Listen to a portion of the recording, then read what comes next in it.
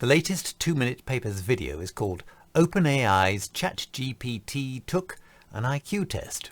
Actually, it's mostly not about IQ tests, for which I am grateful, but rather the video talks about more uses of ChatGPT. I learned from it that there are now browser extensions for GPT, and I have found a few which look like they will be very useful. These include ChatGPT Chrome extension, which seems really to be nothing more than a glorified bookmark which opens a new ChatGPT page, which is, fine.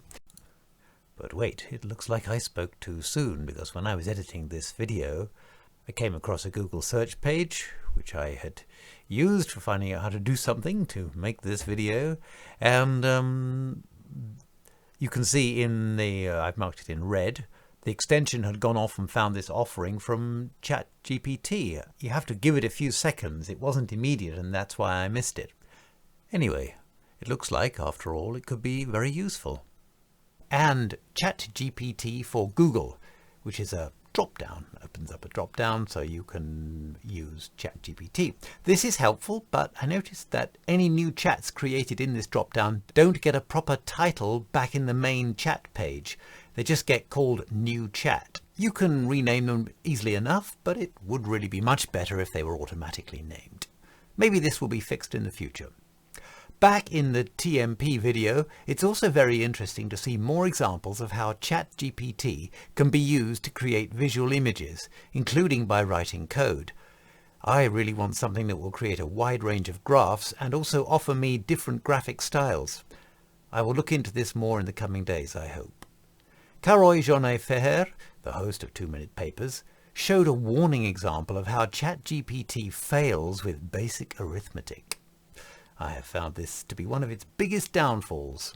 As I mentioned in my YouTube comment, don't use ChatGPT as a calculator.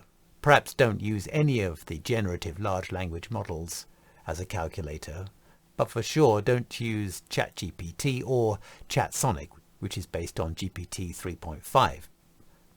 How on earth ChatGPT manages to create working code, which it very often can, and yet be enumerate, I do not fully understand. Anyway, here is the comment that I posted on the video today before it went fully public.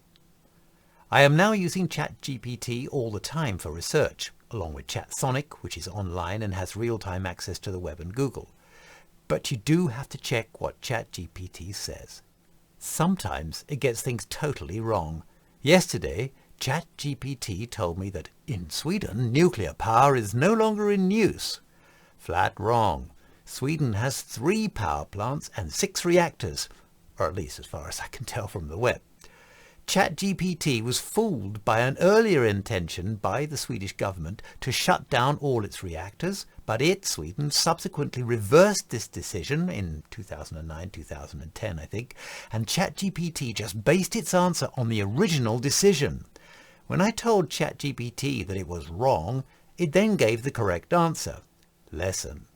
At least for now, it is important to cross-check everything. And if you don't know anything at all about an area, at least try to read something authoritative about it first. And yes, though ChatGPT is supremely literate, it is banally innumerate. Don't trust it with maths. That's the end of the YouTube comment.